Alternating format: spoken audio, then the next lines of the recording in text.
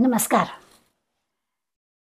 आज सृष्टी क्रम आपल्याला पाहायचा आहे. खरं तर असं आहे की हा जिज्ञासेने विचारलेला प्रश्न आहे. श्रोते अनेक प्रकारचे असतात. त्याच्यामध्ये खरोखर आपल्याला अशी एक जिज्ञासा असते, खरंच ही सगळी सृष्टी निर्माण कोणी केली, एक तर का झाली निर्माण, कोणी केली, किंवा तिचा संहार कसा होणार आहे, अशा प्रकारच्या जिज्ञासेतून काही प्रश्न निर्माण होतात. आणि या सगळ्या प्रश्नांची उत्तरं आपल्याला अशी काही पुस्तकात सापडत नाहीत. मग कुठे सापडतात? तर मोठ्या मोठ्या विद्वान मंडळींच्या किंवा आपल्या आता आध्यात्मिक क्षेत्रात आपण म्हणूया सद्गुरूंच्या मुखातून श्रवण करून आपल्याला काही जिज्ञासा ज्या आपल्या असतात त्या जिज्ञासांचं पूर्ण आपल्याला आकलन होतं. दासबोधातून आपण हे सगळं अभ्यास करतो. याचं कारण असं आहे की समर्थांनीच दासबोधाच्या अखेरीस आपल्याला म्हटलं, माझी काया आणि वाणी गेली म्हणाला अंतःकरणी, परी मी आहे त्रिभुवनी निरंतर. आणि कसा आहे मी, तर पहा माझा ग्रंथ नीट, त्या ग्रंथामध्ये मी तुम्हाला दिसेन. नका करू खटपट, काही अन्य काही करायची गरज नाहीये. आत्मा रामदास बोध माझे स्वरूप स्वतः सिद्ध. तुमच्या सर्व प्रकारच्या जिज्ञासा, तुमच्या सर्व प्रकारची जी काही इच्छा आहे त्याचं आकलन, त्या जिज्ञासा पूर्ण होण्याच्या सगळ्या गोष्टी या ग्रंथातून होतील, अशा प्रकारची एक खात्री समर्थाने आपल्याला दिली. आणि म्हणून या ग्रंथाचा जर आपण बारकाईने अभ्यास केला तर जणू काही सद्गुरू मुखातूनच आपल्याला हे सगळं मिळालं आहे असं आपलं म्हणजे आपल्याला अनुभव येईल. आज आपल्याला जो विचार करायचा आहे तो या सृष्टीक्रमाचा. आपण सृष्टीचक्र असा शब्द नेहमी वापरतो, आपल्याला तो चांगला परिचयाचा आहे. जसं आपण म्हणतो की समुद्राच्या क्षारयुक्त पाण्याची वाफ होते, वाफेचे ढग बनतात, ढगातून पाऊस पडतो, पुन्हा पावसाचं पाणी पडतं आणि ते पाणी नद्यांच्या वाटे सागराला जाऊन मिळतं.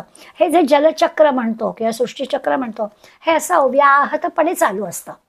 निर्मिती होत असते, पुन्हा पुन्हा होत असते, त्याचं ते पाणी सागराला मिळून एकरूप होऊन गेलेलं असतं, पुन्हा त्या सागराचं वेगळं रूप होतं. अशा प्रकारच्या सगळ्या गोष्टी आपण सृष्टीक्रम म्हणून पाहतो. तसं आणखीन एक प्रकाराने आपण पाहतो की परमात्म्यापासून या सृष्टीची निर्मिती झाली आहे. वेदांनी ही गोष्ट आपल्याला सांगितली आहे. कर्माच्या सहाय्यानं किंवा यज्ञकर्म, ज्याला पूर्वी यज्ञकर्म म्हटलं, आपण कर्तव्यकर्म म्हणूया. या कर्तव्यकर्मातून एक एक गोष्टी होतात. मग पाऊस पडतो, पावसातून अन्न, अन्नातून जीव, असं हे परब्रह्मापासून जीवापर्यंत, पुन्हा जीवाला परब्रह्माची ओढ, असं एक चक्र पण आपण नेहमी अनुभवतो म्हणजे मोठमोठ्या मंडळींनी ते आपल्याला सांगितलं आहे म्हणून आपल्याला ते पटतं असं आपण म्हणायला हरकत नाही. हे सगळं आपल्याला समजून घेण्यासाठी या आणखीन एक सृष्टीचक्रावर आठवण झाली. आपण सगळ्यांनी लहानपणी गदिमांची एक कविता अभ्यासली की नदी अशीच सागराला जाऊन मिळते. आणि कोणी कोणी मंडळी असं म्हणतात की ती जी सागराला जाऊन मिळते तिला माहेरच नाही. नदी सागरा मिळता पुन्हा येईना बाहेर. किती छान हे केलंय की एकदा ती सागराला मिळाली की ती काही वेगळी होत नाही. आणि मग शहाणी मंडळी असं म्हणतात की नाही नदीला माहेर. पण कवी आपल्याला असं सांगतात, गदिमा आपल्याला काय सांगू रे बापानो, तुम्ही आंधळ्याचे चेले, तुम्हाला कळतच नाही आहे, तुम्ही अंधच आहात. तुम्हाला फक्त एवढंच दिसतं की ती जाऊन सागराला मिळाली आहे. नदी माहेराशी जाते म्हणूनच जग चाले. पण तिला माहेर आहे. कसं माहेर आहे? आता जसं आपण जलचक्राच्या बाबतीत म्हटलं तसं की ती काय करते, सगळं तिचं जीवन जरी तिने त्या सागराला अर्पित केलं असलं तरी तिला आपला जन्म कुठे झाला आहे, डोंगराच्या कुशीत, हे बरोबर आठवत असतं. आणि म्हणून ती काय करते, तर ती वाफेचं रूप घेते. पुन्हा त्या डोंगराच्या मायेसाठी ते वाफेचं घेऊन त्या ढगांच्या रूपानं तिथे जाते आणि पुन्हा ते नदीमध्ये रूपांतर होतं. आणि असं ती वाऱ्याचे पंख येऊन त्या नदी वाहत वाहत येते आणि सागराला जाऊन मिळते. आणि हे जे काही सृष्टीमध्ये चाललेली गोष्ट आहे ती गदिमाने कवितेच्या माध्यमातून आपल्याला दाखवून दिली आहे. त्यामुळे आपण सृष्टीचक्राचा विचार केला तर आपल्याला कळतं अगदी तसंच चक्र या परब्रह्मानी ह्या सृष्टीची निर्मिती केली आहे. आणि त्या निर्मितीचं हे चक्र असं अव्याहतपणे चालू असतं. हे आपल्याला आज समजून घ्यायचा प्रयत्न करायचा आहे. असं आहे की वेदांतामध्ये म्हणजे सगळ्या या वेद, उपनिषद, श्रुती, स्मृती याच्यामध्ये वारंवार आपल्याला एक वाक्य सांगितलं आहे, यदृष्टम तद्नष्टम. जे जे काही निर्माण झालेलं आहे आणि जे दिसतं आहे ते नाश पावणार आहे. दुसरी एक गोष्ट आपल्याला आणखीन सांगितलंय की ज्या क्रमाने निर्माण होतं त्याच्या उलट क्रमाने नाश होतो. आता याचा विचार केला तर आपल्या लक्षात येतं की खरंच आहे. समजा आपण एखाद्या उदाहरण म्हणू की बीज म्हणजे भोपळ्याचं बी समजा आहे ते आपण जमिनीत लावलं तर त्या बीजाला थोडासा अंकुर फुटतो, छोटं छोटं ते रोपटं बाहेर येतं, हळूहळू वाढतं, त्याला पानं येतात, आणखीन ते वाढायला लागतं, तो वेल असा विस्तृत वाढतो वाढतो वाढतो वाढतो, मग त्याला फुलं येतात, मग फुलाचं फळ तयार होतं, मग त्या फळांमध्ये पुन्हा बीज येतं, त्या बीजापासून फळापर्यंत ही अशी छान वाढ होते. सहजपणा नव्हतं. आता ती वाढ होताना काय काय घडतं त्याचा पण आपण विचार करूया. परंतु आपल्या लक्षात येतं की हे असं ते जे बीज आहे जमिनीत रोवलेलं ते म्हटलं तर स्थिर आहे, शाश्वत आहे. त्या बीजातून काहीतरी द्रव्य त्या संबंध वेलीला मिळणार आहे. त्याखेरीज ते जे काही बीज असून वरती आलेलं आहे त्याला त्याखेरीज या सृष्टीतल्या पंचमहाभूतातल्या गोष्टी पण मिळालेल्या आहेत. शाश्वत किंवा स्थिर असणाऱ्या त्या बीजामधून काही एक गोष्ट मिळाली आहे आणि पंचमहाभूतातल्या गोष्टी त्याला मिळाल्या आहेत आणि याच्यातून त्याची ती सगळी वाढ झालेली आहे. आता आपण हळूहळू विचार करूया. याच उदाहरणात घेतलं तर की ही जी काही दोन गोष्टी आहेत त्या बीजामधून आपण असं म्हणूया की त्याला पुरुष म्हणूया आणि बाकी या सगळ्या गोष्टीला प्रकृती म्हणूया. आणि मग या पुरुष आणि प्रकृतीतून हे सगळं असं उदयाला आलं. म्हणजे जसं परब्रह्माचा विचार करायचा आहे तर परब्रह्म स्थिर आहे, शाश्वत आहे, त्यांनी ही सगळी सृष्टी निर्माण केली, तो खरं काही करतच नाही पण त्याच्याशिवाय काही होतच नाही, असे जे वारंवार आपण वाक्य वाचतो त्याचा अर्थ काय तर ते बीज काहीच करत नाही आहे. अगदी नेहमीचं उदाहरण म्हणून घेतलं आहे आपण की ती बीज जी काय आपण जमिनीखाली रोवली आहे ती काहीच करणार नाही आहे, पण तिच्यातला तो रस किंवा त्याला आपण थोड्या वेळासाठी पुरुष असं म्हटलं तर त्याच्यातला रस आणि मग या पंचमहाभूतातून मिळालेल्या ज्या गोष्टी आहेत, मग उजेड मिळाला, प्रकाश मिळाला आहे, पाणी मिळालं आहे, जमिनीमधली सत्व मिळालेली आहेत आणि मग त्याच्यातून तो वेल वाढलेला आहे आणि परत त्याचं जे काही वाढ होत होत होत होत जे काही पानं फळं फुलं सगळं आलं याचा आपल्याला कळलं. ही सगळी निर्मिती झाली आणि आत्ता आपण म्हटलं जे निर्माण होतं ते नष्ट होतं आणि जे नष्ट होतं ते उलट्याने होतं. खरंच आहे की जर का तो वेल कसा सुकत गेला असं जर आपण बघायला लागलो तर मग लक्षात येतं फळं येणं बंद होतं, मग फुलं गळून पडलेली असतात, फुलं बंद होतात, हळूहळू वेल सुकतो आणि मग त्या जमिनीमध्ये गेलेली ती बीज पण अदृश्य होऊन जाते, ती पण आपल्याला मातीत मिसळून गेलेली दिसते. त्या ज्या क्रमाने निर्मिती होते त्या क्रमाने सगळं नाशही पावतं. ही दोन तत्व आपण वेदांमध्ये, उपनिषदांमध्ये, श्रुतीमध्ये ऐकतो. ह्याचा जर आपण विचार केला तर आपल्याला कुठल्याही निर्मितीसाठी या दोन गोष्टी म्हणजे आधी संकल्प होणं आणि या संकल्पाची दोन अंग प्रकृती आणि पुरुष. मग याला आता निरनिराळी नावं जी आज पण आपण पाहणार आहोत. मूळ माया, गुणक्षोभिणी किंवा ते स्थूल होतं त्या स्थूल म्हणजे सूक्ष्म होतं त्या सूक्ष्मातून स्थूल झालं. आत्ता जसं बीजाचं उदाहरण घेतलं की ते आधी सूक्ष्म होतं त्या सूक्ष्मातून आपण स्थूलतेकडे जाणार आहोत, आपोआपच आपल्याला दिसायला लागणार आहे. ह्या सगळ्या ज्या क्रिया आहेत ह्या क्रिया निसर्गतः घडत आहेत, पण ह्या सगळ्या आपण लावल्या ब्रह्मा विष्णू महेशाशी. ब्रह्माने निर्मिती केली, विष्णूने सांभाळलं आणि मग त्याचा शिवाने हे केलं, पुन्हा हे सगळं चक्र चालू राहिलं, असा सगळा क्रम झाला. अगदी पंचमहाभूतांचा क्रम म्हटला तरी तो पण असाच झाला. आकाश, मग वायू, मग अग्नी, पाणी, पृथ्वीपासून मग वनस्पती झाल्या, वनस्पतींपासून त्याचे की अन्नरस त्या वनस्पतींच्या मार्फत आपल्याला मिळाले, त्यापासून आपण 84 लक्ष योनी ज्या झाल्या त्या सगळ्या निर्माण झाल्या, जीव प्राणी निर्माण झाले. उलट पद्धतीने जर संहाराचा विचार केला तर हे असं उलट पद्धतीने त्याचा संहार पण होतो. म्हणजे विश्व अवतार होताना आणि संहार होताना हे शाश्वत ब्रह्म आहे ते मात्र तसंच राहतं. आता हे सगळं समजून घ्यायला समर्थ आपल्याला जाणीव करून देतात की याला पुस्तकी ज्ञान उपयोगी पडत नाही, पुरेसं होत नाही. उपयोगी पडत नाही म्हणजे पुरेसं होत नाही, पण तरीही दासबोधाच्या सहाय्याने आपण त्याचा विचार करणार आहोत. आणि या सृष्टीचक्राचा विचार करताना एक गोष्ट लक्षात अशी घ्यायची की होतं असं की हे सगळं ब्रह्म जे की आपण आता पहिल्या सुरुवात होतानाच आपल्याला 3 ओव्यांमध्येच सुरुवातच वेळी ब्रह्माची केलेली आहे. त्यांनी आपल्याला म्हटलं की हे जे परब्रह्म आहे त्या परब्रह्मचे सगळे विशेषणं सांगितले. सगळे आपल्याला आता माहिती झाले की ते कसं आहे तर ते दिसत नाही, निर्गुण आहे, निराकार आहे, निर्विकार आहे, निरावयव आहे, निर्मळ आहे वगैरे वगैरे, पण शाश्वत आहे, निश्चळ आहे. अशा त्या परब्रह्माचं वर्णन केलं जातं. आणि हे हे जे ब्रह्म आहे ते ब्रह्म ह्या सगळ्या ब्रह्मांडात ठासून भरलेलं आहे. म्हणजे परब्रह्म नाही अशी जागाच नाही. अशी ब्रह्माबद्दलची सगळी कल्पना आता आपल्याला माहिती झालेली आहे. पण ज्याला हे ब्रह्म कळलेलं आहे तो असं म्हणू शकत नाही की मला ब्रह्म कळलेलं आहे. ते वाटीभर ब्रह्म द्या अशी समर्थांच्या शिष्यांमधली गोष्ट आपण नेहमी सांगतो. देणार कशी? वाटी रिकामी करून द्या, कारण सगळीकडे ब्रह्म भरलेलंच आहे. आपल्या दृष्टीने त्या वाटीत काहीच नाही आहे म्हणून आपण रिकामी म्हणू, परंतु ब्रह्म आहेच.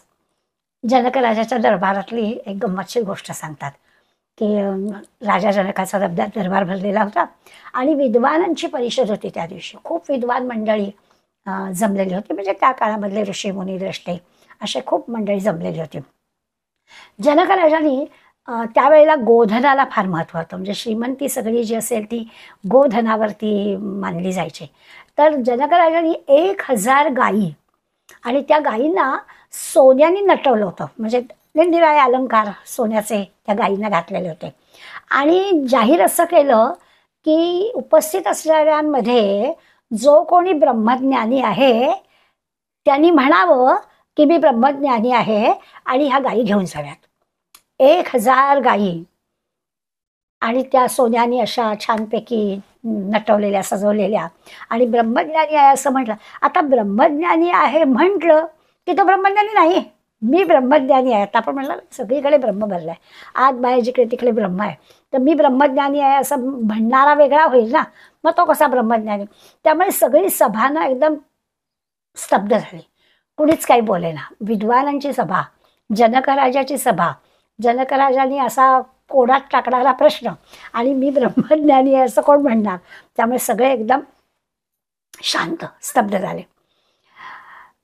तेवढ्यामध्ये याज्ञवल्क्य ऋषी उठले आणि याज्ञवल्क्य ऋषी उभे राहून त्यांच्या शिष्यांना असं म्हणाले की या सगळ्या गायी आपल्या आश्रमाकडे घेऊन चला. याचा अर्थ काय झाला की येस, आय नो ब्रह्म, आणि त्यामुळे मी ह्या भर सभेमध्ये विद्वत सभेमध्ये जिंकलेलो आहे, तर या गायी मला मिळालेल्या आहेत. आणि म्हणून त्यांनी शिष्याला सांगितलं की या गायी आपल्याकडे घेऊन जा. आत्तापर्यंत स्तब्ध असलेली सगळी सभा सगळे खवळून उठले. हा स्वतःला कोण समजतो? अहंकाराचा उन्माद झालाय का ह्याला? आपण ब्रह्मज्ञानी आहोत असं म्हणतोच कसा? वगैरे वगैरे विद्वत सभा होती. विद्वानांमध्ये खूप छान भांडणं होतात त्याही काळामध्ये, आजही आपण बघतोच आहोत. कोलाहल म्हणजे मराठीतल्या म्हणी बरोबर आहेत, उथळ पाण्याला खळखळाट फार. विद्वत सभा आहे, परंतु याज्ञवल्क्य जर का असं हिंमत दाखवून म्हणतायत तर त्याच्यामागे काय कारण असेल ते आपण समजून घेतलं पाहिजे. असं कोणाला वाटलं नाही. कोलाहल झाला सभेमध्ये. पण जनक राजा शांत होता. खरे ज्ञानी जे असतात ना ते शांत असतात. आणि मग त्यांनी आपल्या पुरोहितांचं, जनक राजाचे जे पुरोहित होते त्या पुरोहितांना बोलावून घेतलं. याज्ञवल्क्यांना अनेक प्रश्न या जनकराजाच्या पुरोहितांनी विचारले. याज्ञवल्क्यांनी त्याच्या सर्व प्रश्नांची उत्तरं, मी असं सुरुवातीला म्हटलं की असे जिज्ञासा असते तशी जिज्ञासा असणारे सगळे प्रश्न विचारले. याज्ञवल्क्यांनी शांतपणाने त्याची उत्तरे दिली. राजा जनक सुद्धा अतिशय संतुष्ट झाला. आणि या राजा जनकाने म्हणजे जणू काही याज्ञवल्क्यांकडून त्यांनी ज्ञानप्राप्ती, त्याच्या सगळ्या जिज्ञासा पूर्ण झाल्या. जिज्ञासू भावनेनं जर एखादी शंका विचारली ना तर ती जिज्ञासा पुरी होते, समाधान करणं शक्य असतं. पण होतं बऱ्याचदा असं की माणूस दुसऱ्याची परीक्षा घेण्यासाठी माहीत आहे उत्तर पण तरी तो काय म्हणतो अशा पद्धतीने जर विचारायला लागला तर मग त्या चर्चेला अर्थ राहत नाही, मग ती अशी निकोप चर्चा होत नाही. पण याज्ञवल्क्याच्या उत्तराने जनकराजा संतुष्ट करा. ही जी जनकराजाच्या ह्याच्यातली गोष्ट आपण वाचतो तेव्हा आपल्या लक्षात येतं की ब्रह्मज्ञान झालं आहे असं सांगता येणार नाही, बरोबर आहे. पण ब्रह्मज्ञानी माणसाचं आचरण कसं असतं ते कळलं तर ते ब्रह्मज्ञान म्हणजे काय समजेल. समासाची सुरुवात करताना पहिल्या 3 ओव्यांमध्ये या परब्रह्माचं वर्णन समर्थांनी केलं आहे. आणि परब्रह्म स्वरूप हे जे काही आहे म्हणजे हे सगळे जे काही परब्रह्माबद्दलचे काही समजा प्रश्न आपण विचारले ना तर सगळ्याचं उत्तर नाही. कुठलंही क्रियापद आपण त्याला त्याला परब्रह्माला करता येत नाही, धरून ठेवता येत नाही, त्याला टाकून देता येत नाही, त्याला जन्माला घालता येत नाही, त्याला रचून ठेवता येत नाही, होणं नाही, जाणं नाही, करणं नाही, टिकणं नाही, कुठलंच क्रियापद त्या ब्रह्माला लावता येत नाही. असं हे ब्रह्म आहे. आणि त्या ब्रह्माचं वर्णन करायचं म्हणजे काय, तर शून्य पण नाही, शून्याच्याही पलीकडे असणारे परब्रह्म आहे. असं या परब्रह्माचं वर्णन केलं जातात. किंवा अगदी सोपं तर सर्वम खलु इदं ब्रह्म, जे काही सगळं आहे ते ब्रह्म आहे. सर्वम ब्रह्ममयम, रे रे सर्वम ब्रह्ममयम, एवढंच त्याचं त्या ब्रह्माचं वर्णन करता येतं. पहिल्या 3 ओव्यांमध्ये या परब्रह्माचं वर्णन पुन्हा एकदा समर्थांनी केलं आहे. सांगायचं आहे त्याला सृष्टीचक्र, ही सृष्टी कशी निर्माण झाली, कोणी निर्माण केली, तिचा संहार कोणी केला, असे जे माणसाच्या मनामध्ये प्रश्न असतात त्याचं उत्तर द्यायचं आहे. सुरुवात मात्र त्यांनी ह्या परब्रह्मापासून केली आहे.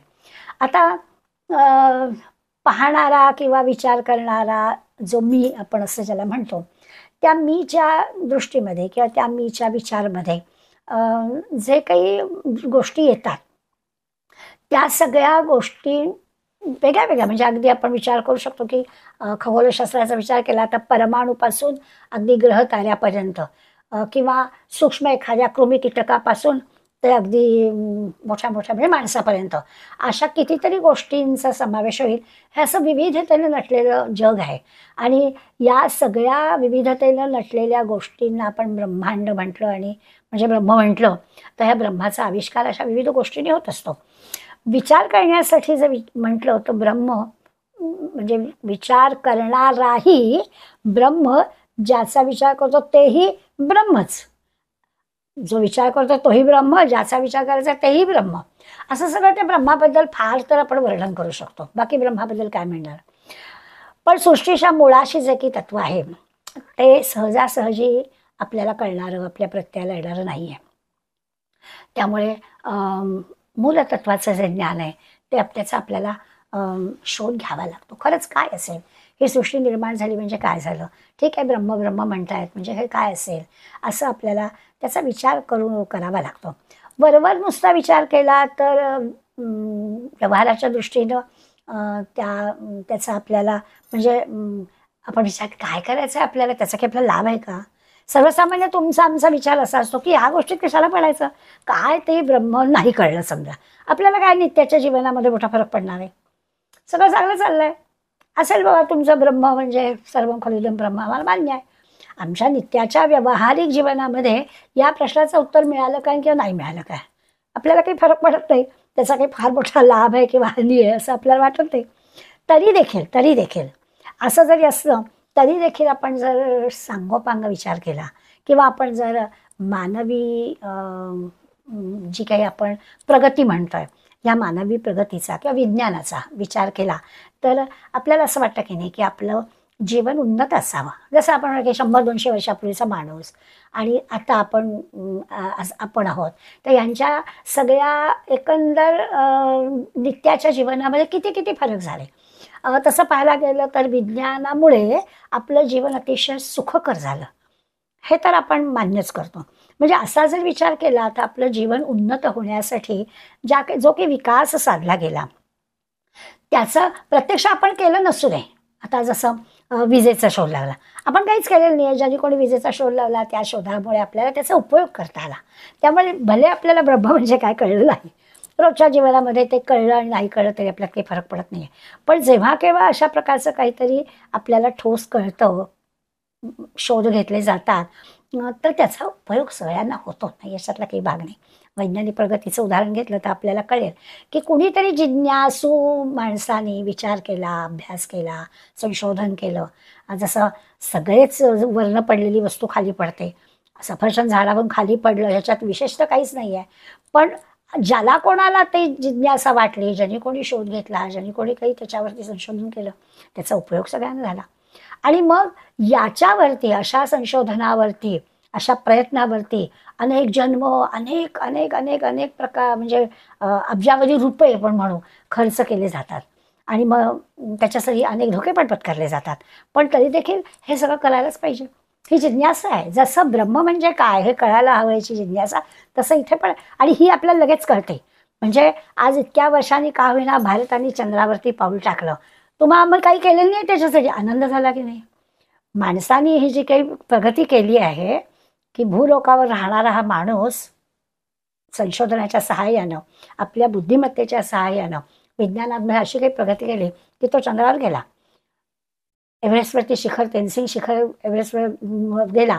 आपल्या सगळ्यांना आता किती किती आपत्तींना त्याला तोंड द्यावं लागलं असेल खरं म्हणजे, पण त्यांनी केलेल्या परिश्रमांनी आपला सगळ्यांना त्याचा स्वाभाविकच आनंद झाला. जिज्ञासापोटी केलेल्या ह्या ज्या गोष्टी असतात या गोष्टींनी स्वाभाविकच आपण समजू शकतो. ही जिज्ञासा या क्षेत्रामध्ये आपण ठेवायची. जसं कितीतरी गोष्टी आपल्याला जगभर अशा कौतुक अशा पाहायला मिळतील. प्रत्यक्ष आपल्याला त्याचा लाभ होतो की नाही त्या क्षणाला नाही होत. आता काही शोधांचा आपल्याला उपयोग झाला, लाभ झाला ते आहेच, पण काही वेळा असं होतं की लाभ झाला की नाही ही काही महत्त्वाची गोष्ट नाही आहे, पण मानवी जीवन उंचावतं या अशा प्रकारच्या घटनांमुळे. आणि म्हणून या घटनांचा विचार आपल्याला करावा लागतो, ही गोष्ट नक्कीच आहे. अगदी ब्रह्मज्ञानाचंही तसंच आहे. ब्रह्मज्ञान ही की सहजासहजी कळणारी गोष्ट नाही आहे. फार मोठं काही अगदी एकमेकाला देता येण्यासारखी पण गोष्ट नाही आहे. ती काही स्थूल वस्तू नाही आहे. हिला कळली आहे मग मला पण कळेल असं पण काही म्हणता येणार नाही आहे. पण याच्यावत वस्तूमध्ये अखंड ओतप्रोत असं भरून राहिलेलं हे ब्रह्म आहे, दिसत तर नाही आहे, हे काय आहे अशी एक जिज्ञासा असणं, आणि आहे तर खरं पण दिसत तर नाही आहे ह्याचा शोध घ्यावा असं वाटणं, ह्याच्यासाठी त्या शोध घेण्यासाठी जे काही करायला हवं ती साधना करावीशी वाटतं. आणि आत्ता याज्ञवल्क्यांची गोष्ट सांगितली तसं ते ब्रह्म ज्याचं त्याला अनुभवायला येणं असा एक प्रकारचा विषय आपण लक्षात घ्यायला काय हरकत आहे. भले आपण आत्ता म्हटलं तसं की त्याचा लगेच आपल्याला फायदा होतो की नाही हे माहिती नाही. आपण पूर्वी पाहिलं आहे तैत्तिरीय उपनिषदामध्ये वरुणाची आणि भृगूची गोष्ट आहे की भृगू ऋषींचे वडील वरुण आणि ब्रह्मज्ञान व्हावं म्हणून ह्यांनी आपल्या वडिलांकडे प्रार्थना केली. तर वडिलांनी सांगितलं की तुला ब्रह्मज्ञानाची प्राप्ती व्हायला हवी असेल मी शिकवतो, परंतु तुला तपश्चर्या करावी लागेल. तेव्हा तो म्हणाला हो मी करेन. आणि आपल्याला कथा माहिती आहे, त्या कथेत काही मी सगळ्या शिरत नाही. आणि मग प्रत्येक वेळेला तो तप करून आला की मला ब्रह्म कळलं असं सांगायचा. आणि मग वडील शांतपणे ते ऐकून घ्यायचं आणि म्हणायचं नाही अजून कळलं, तू परत जा, तू परत जा, तू परत जा. आणि असं प्रत्येक वेळेला येऊन त्यांनी एक वेगवेगळं उत्तर दिलं. एकदा तो म्हणाला की मला कळलं ब्रह्म, अन्न म्हणजे ब्रह्म, अन्नाशिवाय काही आपण जगू शकत नाही. त्यामुळे जीव जंतू सगळ्यांचा त्यांनी अभ्यास केला असेल, तप केला असेल, विचार केला असेल आणि मग त्याच्या लक्षात आलं अन्न म्हणजे ब्रह्म. पण नाही, वडिलांनी परत पाठवलं. मग परत आला. परतच्या वेळेला त्यांनी म्हटलं की नाही प्राण म्हणजे ब्रह्म, प्राण असला तरच आपण काही करू शकू. मग त्याच्यावेळी नाही म्हणाले परत जा. मग परत तिसऱ्या वेळेला तो गेला. मग म्हणाला मन म्हणजे ब्रह्म, पुन्हा पाठवलं. मग पुन्हा गेला, विज्ञान म्हणजे ब्रह्म, पुन्हा पाठवलं. आनंद म्हणजे ब्रह्म, पुन्हा पाठवलं. आणि मग तो आलाच नाही. आता लक्षात घ्यायचं आपण की त्याला ब्रह्म कळल्यानंतर सांगायला काही शब्द नाही आहेत. ती जी अवस्था आहे त्या अवस्थेचं वर्णन करता येईल, परब्रह्म म्हणजे काय ते सांगता येत नाही. मग त्याच्यातून आपण या कथेतून लक्षात गेलं की आपले जे अन्नमय कोश, प्राणमय कोश, मनोमय, ज्ञानविज्ञानमय कोश आणि आनंदमय कोश असं जे काही आहे त्या सगळ्याचा विचार केला तर या भृगू आणि वरुणाच्या कथेचा अर्थ आपल्याला लागतो. मला ब्रह्म कळले आहे असं म्हणजे असं म्हणणारा त्याला काहीच कळलेलं नसतं. समर्थांनी त्याला मूर्ख कॅटेगरीत दिलं की असं म्हणणारा मूर्ख असतो. तर पहिल्या 3 याच्यात त्यांनी या परब्रह्माचा विचार आपल्याला सांगितला. आणि ना हे सगळ्या संतांचं ह्याबद्दल एकमत झालेलं आहे. ज्ञानेश्वर माऊलीने ब्रह्माचं वर्णन करताना 9व्या अध्यायामध्ये आपल्याला एथ जाणीव करी तोची नेणे. आता याचा अर्थ काय, परमात्म्याबद्दल परब्रह्माबद्दल बोलतात. आणि ते जाणीव करी तोची नेणे आणि आथिलेपणे मिळवी त्याची उणे. आथिलेपणे याचा अर्थ अहंकाराने, अभिमानाने. आणि आम्ही जाणले, मला कळलाय ऐसा जो म्हणे तो काहीसे नव्हे असं जो वाटतंय ना, आहेपणाने आणि नाहीपणाने काही चर्चा करतोय आणि मला कळलंय असं जो म्हणतो तो नाहीच आहे असं. म्हणजे असं व्यवहारातलं गंमत म्हणून उदाहरण द्यायची झाली तर मला झोप लागली आहे असं तोंडाने जो सांगू शकतो त्याला झोप लागली आहे का? ज्याला झोप लागली तो तोंडाने कसं सांगेल? ज्याला ब्रह्मज्ञान झालंय तो सांगेल कसा? असं आपल्याला अर्थ कळण्यापुरती कळेल.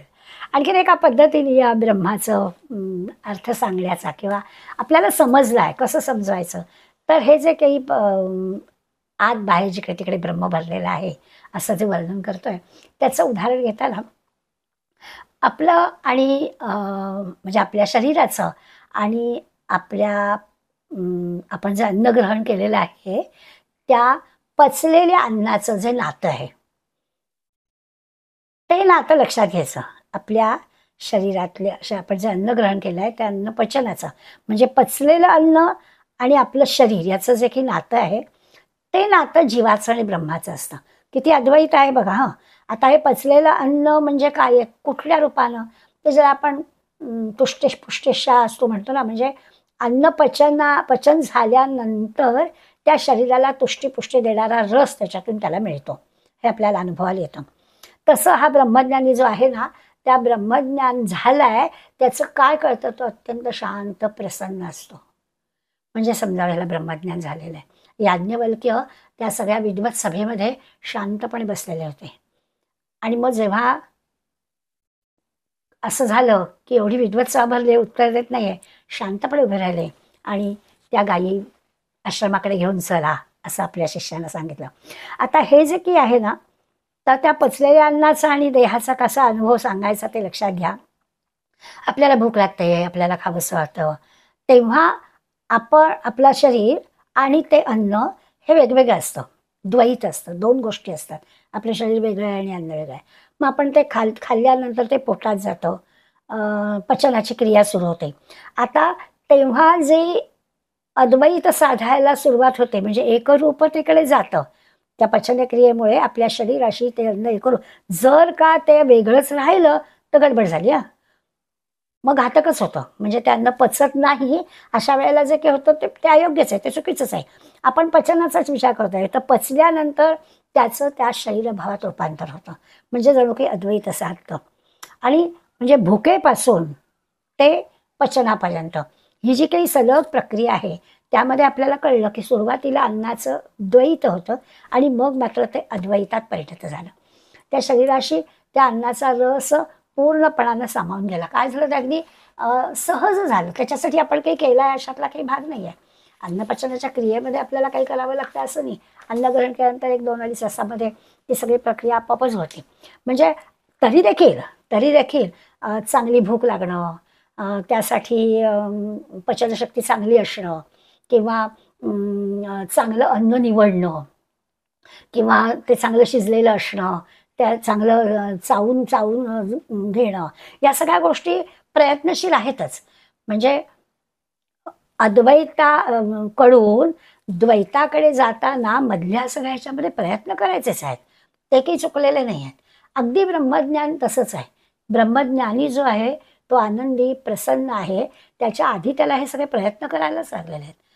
म्हणून मग देव पाहावया गेलो आणि देव होऊन राहिलो, अशी जी की साधकाची स्थिती आहे, तसं अहम ब्रह्मास्मी मधलं आहे.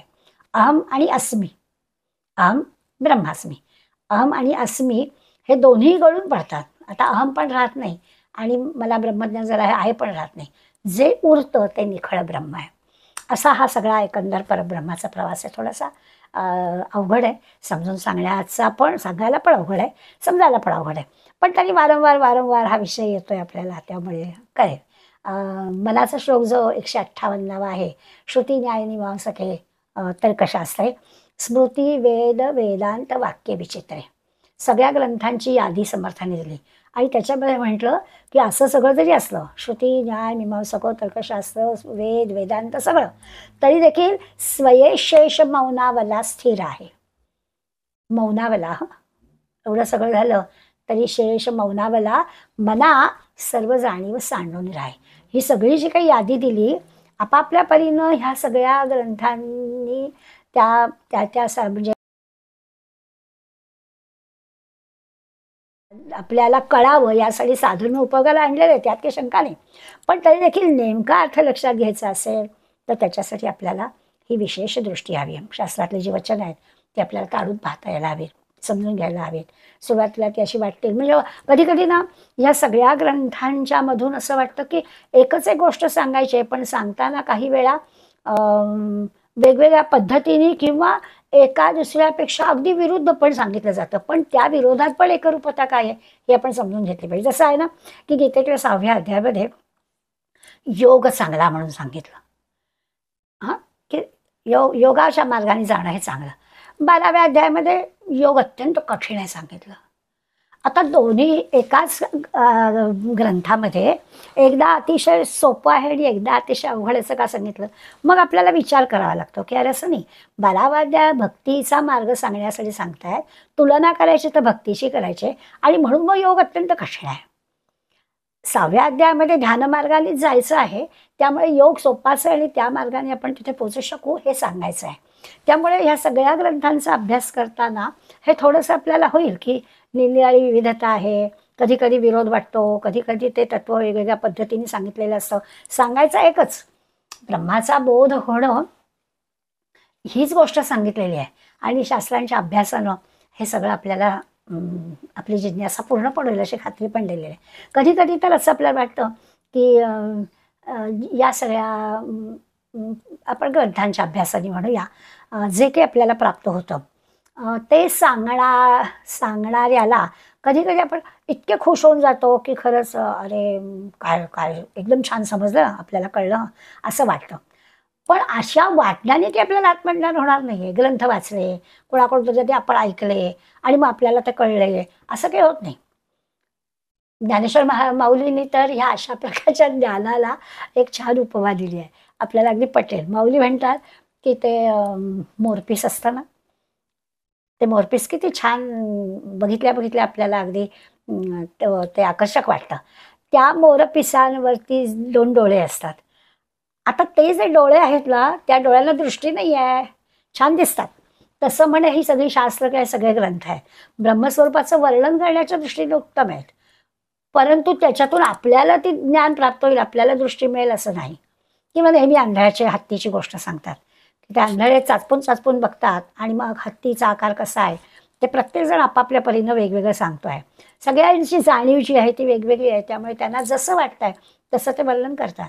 तसं साधकाचं होतं. ग्रंथ अभ्यासले, वाचलं, ऐकलं तर त्या शब्दज्ञानामध्ये, त्या पुस्तकी ज्ञानामध्ये जो तो अडकला तर गडबड होते. त्यामुळे काय करायला हवं, तर त्यामध्ये न अडकता ज्ञानाच्या, ध्यानाच्या, भक्तीच्या मार्गानं आपल्याला ही आपली जी काही जिज्ञासा आहे ती पुरी करायला चिंतन करायला हवं. थोडक्यात काय तर आपण जे वाचतो ते सगळं आठवण शाळेत आपण किंवा महाविद्यालयाचा अभ्यास करताना किंवा आता जी आपल्या घरातली नातवंड करतात त्यांना आपण एक गोष्ट सांगत असतो की जे वाचलंयस ते आठव, थोडंसं मनन कर म्हणजे मग तुला ते कळेल. अगदी तसंच इथे पण आहे की हे सगळं आपल्याला चिंतनाने समजून घेतलं पाहिजे आणि सगळ्यात महत्त्वाची गोष्ट म्हणजे अनन्य भावानं त्या भगवंताशी शरण गेलं पाहिजे, म्हणजे मग आपली जिज्ञासा पुरी होईल, मग आपल्याला ब्रह्म कळेल. आता हे सगळं वाचलं ना की मग आपल्याला स्वाभाविकच असं वाटतं की अरे बापरे, म्हणजे इतकं मग अशी म्हटलं तसं की नाही कळलं तर काय मोठा फरक पडणार आहे, आमच्या रोजच्या जीवनात काहीच फरक पडत नाही आहे. तर आम्ही काय असं नाही आम्हाला ब्रह्म कळलं तरी मोठं अडकलं असं नाही. अथर्वशीर्ष आपण रोज म्हणतो, त्या अथर्वशीर्षामध्ये सर्वम जगेदम तत्तो जायते असं वर्णन आहे. म्हणजे सर्वम जगद इदम तत्तो जायते, म्हणजे ज्यातून जन्माला येतं सगळं जे की जग आहे ते तुझ्यातून निर्माण झालं असं आपण त्या गणपतीच्या ह्याला म्हणतो की तू हे सगळं निर्माण केलं आहे. आता त्यांनी हे सगळं जग निर्माण केलं आहे. आता निर्मिती हा जो गुण आहे ना तो रजोगुण आहे.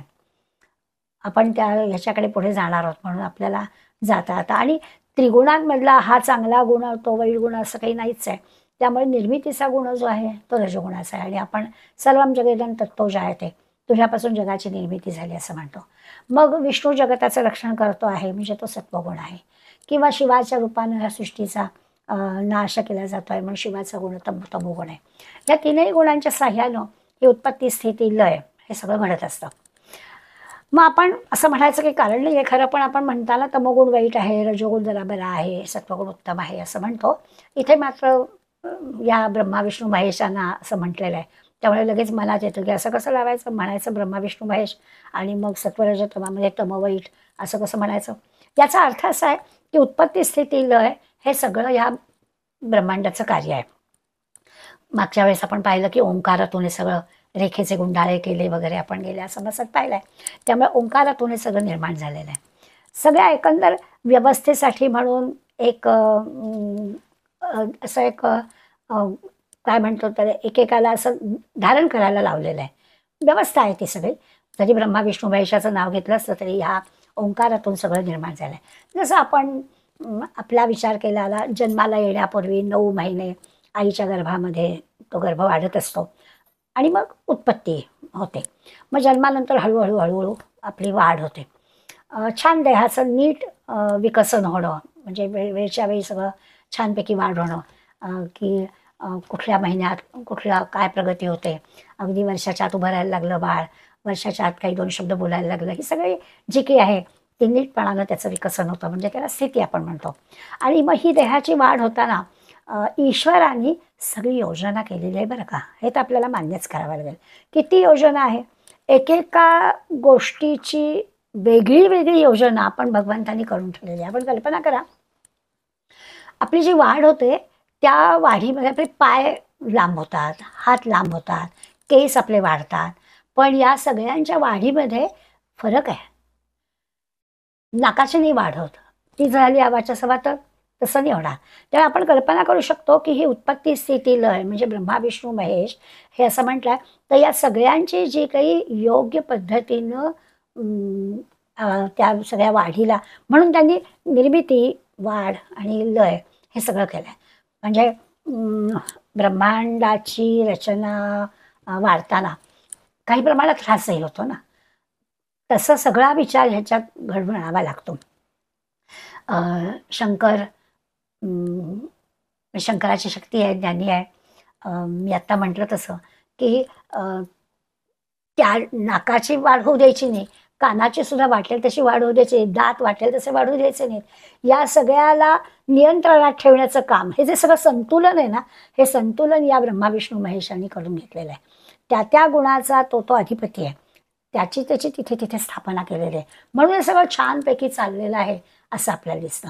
त्यामुळे ह्या ब्रह्माची जी आपण ओळख करून घेतली आहे ना, त्या ब्रह्माचा अर्थ कळो न कळो आपल्याला किंवा सुरुवातीला म्हटलं तसं की आम्हाला नाही कळलं तर आमच्या काय रोजच्या जीवनात फरक पडणार आहे असं जरी असलं तरी देखील ते कळायला हवं. तर त्याच्या सगळ्या रचनेमध्ये आपण प्रत्यक्ष अनुभव घेतोय. 3 ओळ्यांमध्ये या परब्रह्माचं वर्णन समर्थाने आपल्याला करून सांगितलं. आता त्याच्यानंतर आपल्याला असं दिसेल पुढल्या 4थ्या ओवीपासून ते अगदी 17व्या ओवीपर्यंत त्यांनी आपल्याला हे जग निर्माण कसं झालं त्याची एक अशी जंत्री म्हणतो ना तशी आपल्याला दिली. सहज आपल्याला कळणार आहे दृश्य जग निर्माण कसं झालं. तर मला एकच एक ब्रह्म होतं. नेहमी आपण हे वर्णन वाचतो, अनेक होण्याचा विचार केला गेला, एकोम बहुश्याम म्हणजे एकटं होतं त्याला अनेक व्हावंसं वाटलं म्हणे. आणि मग त्याला प्रथम संकल्प असं म्हणतात. अनेक व्हावंसं वाटणं याला संकल्पना. मी आपला माझ्या परीनं त्याचा अर्थ असा लावला की एखादं बीज जमिनीमध्ये रोवलं गेलं तर त्याला संकल्प झाला म्हणजे ते आता वाढीला लागलं. ब्रह्म म्हणजे त्या संकल्पातून काय झालं की ती जी काही ब्रह्मवस्तू आहे, एकोम बहुश्याम ती जी एक वस्तू आहे त्या ब्रह्मवस्तूला निरनिराळी नावं आहेत. काय सर्वेश्वर म्हणा, साक्षी म्हणा, द्रष्टा म्हणा, मूळ पुरुष म्हणा, अशी अनेक नावं दिलेली आहेत. त्याच्यातून ती निर्मिती झाली म्हणजे मूळ माया आली. या मूळ मायाला पण नाव आहे, त्याला गुणक्षोभिणी म्हटलंय, गुणमाया म्हटलंय, मूळ मायेतून आलेली. तिच्यातून मग 3 सत्वरजतम गुण आले म्हणून तिला गुणक्षोभिणी म्हटलं. हे सगळं आपलं झालेलं आहे. आणि मग विष्णूचं काम सुरू झालं वाढीचं. जसं आपल्या डोळ्यासमोर ही गोष्ट आपण आणू शकतो की बीज जमिनीत रोवलं आणि आता त्याला छोटासा अंकुर आलेला आहे. म्हणजे आता काम झालं, आता वाढी निर्मिती झाली, ब्रह्माने निर्मिती केली. आता विष्णू त्याचं वाढ वृद्धी करताय, त्याचं सगळं पालन करताय. मग आपण म्हणतो तर 3ही लोक पालन करतात. मग जन्म झाला, रजोगुणाचं हे झालं, जाणीव नेणीव एकत्र झाली, 3ही लोकांची निर्मिती झाली. मग ह्या पुढे तमोगुण म्हणजे चक्र चालू राहायला पाहिजे ना, निर्मिती होणं, वाढ होणं, पुन्हा येणं, हे सगळं चक्र सुरू झालं. पण तरी देखील या सगळ्या ब्रह्मांडाचं कर्तेपण आहे ते ह्या ब्रह्मा विष्णू महेशांकडे जातं. पंचमहाभूतांची निर्मिती पण त्यांनी आपल्याला अशी दाखवली की याच्यातून पंचमहाभूत निर्माण झाली. मग अशी आपण म्हटलं की पृथ्वी, आप, तेज, वायू, आकाश झाले. या सगळ्या मिश्रणातून आणि ते गुणातून म्हणजे ह्या 8ही गोष्टीतून अष्टधा प्रकृती निर्माण झाली. त्याला आपण सृष्टी असं म्हणतो. सृष्टीचा विचार करतोय त्यामुळे सृष्टी म्हणजे काय, तर ह्या 8 गोष्टी. मग आकाशाला म्हटलं त्यांनी, आकाश म्हणजे काय तर म्हणे अंतरात्मा. मग आकाशाला मोठेपणा त्याचं जे की मोठ्याशा मोठं आकाश म्हणजे काय तर अंतरात्म्यासारखं आहे असं म्हणून त्याच्या अनुभवासाठी ते नाव दिलेलं आहे. मग त्या आकाशापासून काय वायू निर्मिती झाली. त्या वायूचे 2 प्रकार. कसं निर्माण झालं तर वायू एक थंड पण वायू असतो आणि उष्ण पण वायू असतो. मग वर्णन असं केलं की थंड वायूतून चंद्र आणि तारे निर्माण झाले आणि उष्ण वायूतून सूर्य, अग्नी, वीज याची निर्मिती झाली. अगदी तेजाचं पण असंच. तेज 2 प्रकारचं, एक उष्ण तेज आहे, एक शीत तेज आहे. म्हणजे शीत तेज म्हणजे काय, पाणी हे झालं, पाणी निर्माण झालं, ते आटलं, त्याच्यातून पृथ्वी निर्माण झाली आणि मग या पृथ्वीवर अगणित जीवजंतू, काय वनस्पती या सगळ्या निर्माण झाल्या. अनेक प्रकारचे खाद्य त्या जमिनीतून मिळालं, रस मिळाले, पदार्थ मिळाले आणि ह्याच्यातून पृथ्वीवरचे सगळे जीव प्राणी या वनस्पती निर्माण झाले. त्या वनस्पतीवरच हे जीव प्राणी जगले आणि अशा प्रकारे ही सगळी सृष्टीची रचना झाली आणि पुन्हा पुन्हा पुन्हा पुन्हा ही चालूच आहे. अशा प्रकारचं 4व्या ओळीपासून 17व्या ओळीपर्यंत समर्थांनी वर्णन करून सांगितलं आहे. म्हणजे एक यादी द्यावी, क्रम सांगावात असं सांगितलं. 18 आणि 19 या 2 ओव्यांमध्ये संहारणी पण सांगितली, तयार झालेला आहे आणि तो क्रम पण दाखवून दिला की या क्रमाने दृश्य विश्व निर्माण पण होतं, आकाराला येतं, त्याच क्रमाने त्याचा संहार पण होतो आणि विचार केला तर आपल्याला हे कळतं. अगदी बाकी संबंध सृष्टी जाऊ दे, पण दृश्य असणाऱ्या प्रत्येक गोष्टीकडे आपण पाहिलं तर आपल्याला कळतं की प्रत्येक गोष्टीला निर्मिती आहे, स्थिती आहे आणि लय आहे. त्यामुळे ती निर्माण होत असते. जसं घटाचं उदाहरण नेहमी देतात की तो घट निर्माण झाला, काही काळ त्याचा उपयोग झाला, तो स्थिती होती म्हणजे फुटला, पुन्हा माती म्हणजे त्याचा लय झाला. हे आपल्याला प्रत्येक वस्तू सगळी टिकाऊ आपण म्हणतो की सागवानी लाकडाचं कपाट आहे, आज 100 वर्ष झाली आमच्या आजी सासूबाईंचं आहे वगैरे वगैरे वर्णन करतो. पण त्या प्रत्येक वस्तूला निर्मिती आहे, स्थिती आहे आणि लय आहे. कालावधी कदाचित अधिक असेल, जास्ती असेल, कमी असेल, परंतु हे आहे. त्यामुळे हे सगळं असं चक्र चालू राहतं. पुढे 20व्या ओळीपासून समर्थांनी आपल्याला हा जो सगळा खटाटोप आहे ना, निर्मिती, स्थिती, लय, मोठी सारखी चालूच असतं दृश्य जगामध्ये. ह्या सगळा खटाटोप चालूच असतो. या खटाटोपामध्ये शाश्वत असणारं काय असतं तर ते शाश्वत असणारं ब्रह्म असतं. पुन्हा ब्रह्माकडे त्यांनी आपल्याला आणलं की असं सगळं चालू आहे, उत्पत्ती, स्थिती, लय चालू आहे आणि ह्या सगळ्यामध्ये एकच गोष्ट कायमस्वरूपी आहे, ती म्हणजे ब्रह्म. ते मात्र असं होणारं जाणारं तात्पुरतं भ्रमरूप आहे नाही असं काही नाही, ते शाश्वत आहेच. आणि त्या शाश्वताचं आपण अनुसंधान ठेवावं असं ते आपल्याला सांगतात. याच्यासाठी आपल्याला एक महत्त्वाची गोष्ट लागते, तो म्हणजे विवेक लागतो. विवेकाने आपल्याला समजून घेता येईल की शाश्वत काय आहे, ह्याच्यामधलं शाश्वत काय आहे. आणि तो नुसत्या ग्रंथ वाचनाने होत नाही, सद्गुरूला शरण गेलं तर तो होतो असं पण जाता जाता त्यांनी आपल्याला सांगितलं आहे. ते 20 ते 25 ओव्यांमध्ये ते म्हणताय की बरं असं आहे की हे ब्रह्म या सृष्टीच्या निर्मितीपूर्वी पण होतो असं वारंवार सांगितलं जात आहे. सृष्टी प्रगट होती तेव्हा देखील ते असतंच, तिचा संहार झाला, नाश झाला तरी देखील ते असतंच. म्हणून मग ज्ञानी माणसाने त्याचा सगळा सतत मनन, चिंतन, विचार करावा आणि खरं स्वरूप काय आहे ते आपण ओळखावं. अनेक प्रकारच्या आपण ना यापूर्वी सृष्टींचे पण कल्पनेतले प्रकार वाचलेले आहेत. मला वाटतं 6व्या दशकामध्ये निरनिराळ्या कल्पनेतल्या सृष्टी आपण पाहिले. इथे पण असं होतं की अनेक प्रकारच्या सृष्टी निर्माण होतात, पण ह्या कल्पनेतून ज्या निर्माण होणाऱ्या सृष्टी आहेत ना त्या खोट्या असतात, त्या काही कल्पनेतल्याच असतात. त्यामुळे त्या कल्पनेतल्या गोष्टी कल्पनेतून निघून जातात, त्याचा संहार होतो. कायम काही त्या राहत नाहीत. यावरून सार काय, असार काय, शाश्वत काय हे आपल्याला समजून घ्यायला हवं. मग आता हे कसं समजायचं तर केवळ द्रष्टा पाहणारा कोण आहे, तो अंतरात्मा आहे आणि त्या अंतरात्म्याचा महिमा फार आहे. अगदी खरं आहे, तो अंतरात्मा म्हणजे शुद्ध ब्रह्मस्वरूप आहे आणि हे कळण्यासाठी ज्याला सर्व साक्षिणी अवस्था म्हणतात त्या सर्व साक्षिणी अवस्थेचा अनुभव घ्यावा लागतो, तेव्हा ही गोष्ट आपल्याला कळतं. अगदी त्या निर्मितीपासून नाशापर्यंत, म्हणजे विश्वाच्या, बाकी तर सगळं जाऊ देत, पण सगळ्या या निर्मितीपासून नाशापर्यंत हे सगळं मायेने निर्माण केलेलं आहे. आणि त्या मायेमध्ये अनेक प्रकारच्या विद्या, कला, कौशल्य हे सगळं भरलेलं आहे. ते सगळं आपल्याला त्या विश्वाच्या ठिकाणी दिसतं. आणि हे सगळं दृश्य आहे, म्हणजे डोळ्याने आपल्याला दिसतं. पण मग डोळ्यांनी दिसणार आहे ते नष्ट होणार आहे. मग शाश्वत काय? त्या शाश्वत ब्रह्माचा विचार आपल्याला ते वारंवार करायला सांगतात. आता माणसाला हे सगळं जे दृश्य विश्व जरी किती नाशवंत असलं तरी आपल्याला सगळ्यांना त्याचं फार प्रेम आहे, स्वाभाविक आहे. आणि म्हणून मग आपलं काय होत आहे की आपल्याला खरं शाश्वत ब्रह्म काय आहे, खरा देव काय आहे, खरं परब्रह्म काय आहे, इथपर्यंत आपण पोचतच नाही. जे दृश्य जग आहे ते खोटं आहे, कितीही जरी सांगितलं असलं, माया निर्मित आहे, नाशिवंत आहे, आपण कळलं आहे आपल्याला, आपण हे सगळं धरून चालतोय, तरी देखील आपल्याला खऱ्या भगवंताचं दर्शन किंवा खरं काय शाश्वत आहे ते कळत नाही. मग सोप्यात सोपा मार्ग काय, तर सार काय आणि असार काय याचा आपण विचार करायचा. आणि मग आपल्याला एक अनुभव येतो, सार काय आहे ते ओळखता येतं. आणि मग विवेकाने तो जो सार आपण केलं तर त्या ब्रह्माचा आपल्याला साक्षात्कार होतो, असं त्यांनी आपल्याला सांगितलं. आणि मग शेवटच्या 26 ते 29 4च ओव्या आहेत. या 4 ओव्यांमध्ये त्यांनी पुन्हा एकदा आपल्याला सांगितलं की ब्रह्मांडाचे सुद्धा 4 देह आहेत. आपल्या देहाचे 4 आपल्याला भाग करतात, स्थूल देह, सूक्ष्म देह, कारण देह, महाकारण देह, आपल्याला माहिती आहेत. आता तसं या ब्रह्मांडाचे पण 4 देह आहेत. आणि त्यातलं जे हे आहे त्याचं पण स्थूल, सूक्ष्म, कारण, महाकारण असं सांगता येतं.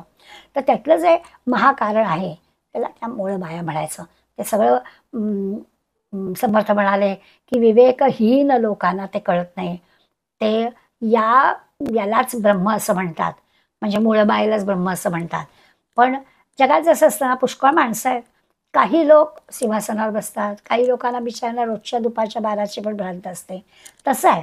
तर विवेकहीन लोक असतात ते फार काही ह्या जिज्ञासा दाखवत नाहीत, ह्यामध्ये शिरत नाहीत, आपलं बरं चाललंय म्हणतात, मी खूप मोठा आहे असं त्यांना वाटत असतं. आणि काहीच लोक असे असतात विवेकी की ते जिज्ञासू असतात, त्यांना काय नेमकं ते ओळखावंसं वाटतं. म्हणून माणसाने काय करावं, आपण जिज्ञासू असावं, सूक्ष्म विचार करावा, दृश्य जगामधल्या या गोष्टीत अडकू नये. असं आहे की जरी मगाशी म्हटलं की आपल्याला रोजच्या जीवनात काय मोठा फरक पडणार आहे, असं जर आपल्या प्रत्येकाला वाटलं तर काही चूक नाही आहे. नाही ब्रह्म कळलं तर असं काय मोठं होणार आहे असं आपल्याला वाटेल. पण ब्रह्म कळायला एवढ्यासाठी हवं की या दृश्य जगामधल्या ज्या गोष्टी नाशिवंत आहे त्याच्यात मी किती अडकते, हा काय म्हणाला, तो काय म्हणाला, मला असंच हवं होतं ते तसंच झालं नाही, ह्या दृश्य जगातल्या सगळ्या गोष्टीत मी अडकते ना. म्हणून ह्या दृश्य जग नाशिवंत आहे, नाशिवंत आहे असं जर वारंवार आपल्याला लक्षात आणून दिलं तर मग आपण काय करू, खऱ्या अर्थानं नरदेह मिळाला आहे ना, तर त्या नरदेहाचा उपयोग करून घेऊ. म्हणून माणसाने सूक्ष्म विचार करावा आणि थोडी विवेकाची जोड द्यावी, जिज्ञासा जरूर आपल्याजवळ असावी. उगाचच काहीतरी म्हणजे तर्क काढत बसू नये आणि अविवेकी लोकांच्या नादी पण लागू नये. चिंतन मननाने आपण आपल्या ह्या नरदेहाचा उपयोग करून घ्यावा. आणि अखेरच्या 2 ओव्यांमध्ये 30 आणि 31 या 2 ओव्यांमध्ये स्वामी समर्थांनी आपल्याला असं म्हटलं की परमात्म स्वरूपाचा निश्चय व्हायला ना अनुभव लागतो, अनुभवाशिवाय नाही होणार. सुरुवात मी केली याज्ञवल्क्यांच्या कथेने. आपल्या लक्षात येईल की जनकाच्या दरबारामध्ये विद्वत सभा आहे, पण एक क्षण असा आला की जनकाने जेव्हा हे जाहीर केलं की ज्याला ब्रह्मज्ञान झालेलं आहे त्यांनी या 1000 गायी घेऊन जाव्यात, तेव्हा स्तब्धता होती. परमात्म स्वरूपाचा निश्चय होत नाही, कधी होत नाही, अनुभवाशिवाय. आता जेव्हा अनुभवाशिवाय परमात्म स्वरूपाचा निश्चय होत नाही, तसं झालं असतं तर मग सद्गुरूची गरज नाही आहे. पुस्तकी ज्ञानाने पण झालं असतं काम. पुस्तकी ज्ञान तोकडं का पडतं, तर समर्थ आपल्याला सांगतात अनुभव घ्यायला हवा. अनुभवाने सार काय असार काय याचा विचार करायला हवा. आणि सारासार विचार केलं, अनुभवाची त्याला जोड मिळाली की मग आपल्याला ते करता येतं. मग त्या ज्ञानाच्या सहाय्यानं आपल्याला सांगता येतं. आता कारण नसताना अन्य सगळ्याच्या नादी लागून आपण काही करायला गेलो तर आपलं नुकसान झालं म्हणून समजावं. मग धड इकडे पण निंदळ इकडे पण असं होतं. जसं म्हणतात ना की काम तर केलं, काम पूर्ण झालं, अनेक जर मालक असेल तर जायचं कोणाकडे आपल्या कामाचा मोबदला मागायला. तसं आपलं होईल की काहीच करता येत नाही, धड आपल्याला हे पण कळलं नाही, धड ते पण कळलं नाही. म्हणून ते आपल्याला सांगताय की असं नाही, हा सृष्टीक्रम लक्षात घ्यावा. प्रत्येक गोष्ट निर्माण व्हायचे, काही काळ राहायचे आणि जायचे दृश्य जगातले. मग शाश्वत काय आहे ते ओळखावं आणि त्या शाश्वताच्या मागे लागावं. याच जगामध्ये राहून आपल्याला शाश्वत काय आहे ते ओळखायचं आहे. आता बारकाईने विचार केला ना तर तुमच्या आमच्यासाठी ह्या सगळ्यातून आपण काय, एखादी वस्तू समजा आपली हरवली तर आपल्या मनाला कुठेतरी अशी बोच होते, अरे काय मिळत नाही. मग आपण अगदी आपला वेळ सगळा खर्च होतो शोधण्यामध्ये. मग मनाला सांगायला लागतं की अरे असणार कुठेतरी, निर्मिती झाली आहे, स्थिती आहे, लय आहे, हे सगळं चालूच असणार आहे. तर त्या जगामध्ये त्याचं अस्तित्व राहणारच आहे, कुठेतरी असेलच. आता ते माझ्याकडून दुसऱ्याच्याकडे गेलेलं आहे, हा मी कोण आणि दुसरा कोण असा विचार करा. अशा पद्धतीनं आपण जर त्याचा विचार करायला लागलो तर आपल्याला दृश्य जगातल्या सगळ्या गोष्टी नाशिवंत आहेत हे आपल्याला पटायला लागतं हळूहळू. आता हे नुसतं पटणं, कृतीत येणं, ह्या सगळ्या गोष्टी फार मोठ्या महत्त्वाच्या आहेत. इतकं काही सहजासहजी कळलं म्हणजे आपण तसं आपल्या आचरणात आणू शकतो अशातला काही भाग नाही. पण वारंवार आपल्याला सांगून सांगून आपण याला येतो. मग आधीच्या याच्यामध्ये आपल्याला विषय सांगितला होता जसा आत्मनिवेदनाचा, की आधी सरेंडर व्हायला सांगितलं. आत्मनिवेदन व्हायला पाहिजे म्हणजे काय करायचं, तर जे काही आहे ते भगवंताला अर्पण करायचं. आणि लगेच सांगून झालं की अर्पण करायचं काय, हे सगळं सृष्टीचक्र चालूच आहे. आपण आहोत, जन्माला आलो आहोत, काही काळ इथे असणार आहोत, जाणार आहोत, पुन्हा हे सगळं चक्र चालू राहणार आहे. या चक्रातून सुटका व्हायला हवी असेल तर आपण सारासार विवेक केला पाहिजे. आणि सारासार विवेक म्हणजे काय, तर शाश्वत ब्रह्म काय आहे ते ओळखलं पाहिजे. ते शाश्वत परब्रह्म आपण ओळखलं की आपलं काम झालं असं समर्थ आपल्याला सांगतात. त्याच्यासाठी म्हणून जिज्ञासेनं या सगळ्या सुरुवातीला विचारलेल्या प्रश्नांची उत्तरं आपल्याला याच समासात लगेच त्यांनी देऊन टाकलेली आहेत. त्याचा विचार आपण करायचा आहे. कधी कधी मला असं वाटतं की दासबोधामधले जे समास आहेत त्याच्यामध्ये मांडलेले जे विषय आहेत त्या विषयांचा विचार करताना कधी कधी असं वाटतं की अरे किती छान शिकवण, निरूपण वगैरे असे समास आले की आम्हाला जरा बरं वाटतं की अरे चिंता नाही, हे आपल्याला रोजच्या जीवनामध्ये उपयोगी पडणारी गोष्ट आहे म्हणून आम्हाला ते आवडतं. परंतु कधी कधी असं वाटतं की हा सगळ्याचा आम्हाला रोजच्या जीवनात काय उपयोग, असा प्रश्न आम्हाला पडतो. आणि त्यावेळेला लक्षात येतं की अरे खरंच याचा आम्हाला रोजच्या जीवनात उपयोग होत नाही आहे का, तो होतोय. यद दृष्टम तद नष्टम हे वाक्य सारखं सारखं आपल्याला सांगावं लागतं. दिसणारी प्रत्येक गोष्ट जी आहे ती नाशिवंत आहे आणि त्याच्यातूनच पुन्हा पुन्हा निर्माण होणार आहे. आणि सृष्टी अशी आहे की त्या सृष्टीमधून निर्माण झालेल्या गोष्टीतून पुन्हा निर्माण होण्यासाठी तिने भरपूर आपल्याला दिलं आहे. जसं सुरुवात आपण बीजाच्या उदाहरणाने घेतलं की एकच बीज पेरलं, त्याला कोंब फुटला, त्याला अंकुर आले, ते वेल वाढायला लागला, त्या वेलाला पानं आली, फुलं आली, फळं धरली, त्या एका फळामध्ये असंख्य बिया आल्या, त्या असंख्य बियांमधून असंख्य, हे जे चालू आहे त्यामुळे नुसतं सृष्टी निर्मितीमध्ये नाश असं नाही राहत, त्या नाशातून पुन्हा भरपूर निर्मिती, असं हे सृष्टीचक्र आहे असा विचार त्याने आपल्याला करायला सांगितलेला आहे. आता या सृष्टीक्रमानंतरचं जर म्हटलं तर आपल्या लक्षात येईल की अरे एकातून एक असा उलगडा का होत नाही आहे. विवेक वैराग्य सांगून झालं, मग आत्मनिवेदन सांगून झालं, मग आत्मनिवेदन सृष्टीचक्र आम्हाला मध्येच हे आलं की हे ब्रह्म वगैरे आत्ता नको होतं आम्हाला काही, पण त्या ब्रह्माचा विचार आम्हाला परत करायला लावला. आणि ह्याचं कारण आपल्या लक्षात येईल की आपण या सगळ्यात इतके लिप्त झालेलो आहोत की ह्याच्यातून आपली सुटका नाही आहे. म्हणून समर्थ आपल्याला लगेच हे दुष्टचक्रातून आपल्याला बाहेर पडायचं असेल तर आपल्याला पुढल्या समासात सुद्धा ते जे की आपल्या भोवताली असणारे विषय आहेत ना त्या विषयांचा त्याग करायला सांगणार आहेत. म्हणजे काय करायला सांगणार आहेत, विषयांचा त्याग करायचं म्हणजे आधी तर ब्रह्माची ओळख करून दाखवली की हे सगळं असंच चालू राहणार असं सांगितलं. आणि आता पुढल्या ह्याच्यामध्ये मात्र प्रश्न विचारत मी भराभरा पहिल्या 8व्यांमध्ये प्रश्न विचारला, त्या सगळ्या प्रश्नांची उत्तरं नंतर आपल्याला देणार आहेत की का ह्या विषयांमध्ये आम्ही अडकतो, असा विषय देणार आहे. मग आपल्या लक्षात येईल की श्रोते जिज्ञासूच असायला पाहिजेत. म्हणजे मग सांगणाऱ्याला सुद्धा त्या श्रोत्यांच्या सगळ्या प्रश्नांची उत्तरं देता येतात. फार हुशार असणारी मुलं समर्थांची आहेत, त्यांच्या जिज्ञासूतून आलेले प्रश्न आहेत. त्यामुळे पूर्णपणानं आत्मनिवेदन झालेलं आहे आणि त्याच शिष्यांना, ज्यांनी असं सरेंडर झालेलं आहे, त्यांनाच समर्थाने ह्या ब्रह्माची किंवा सृष्टिक्रम जो आहे त्याची व्याख्या सांगितली आहे. आणि आता पुन्हा त्यांनी या मुलांना किंवा तुम्हा आम्हाला विषयांचा त्याग कसा करायचा ते आपल्याला पुढल्या समासातल्या प्रश्नांच्या आधारे आपल्याला सांगणार आहेत.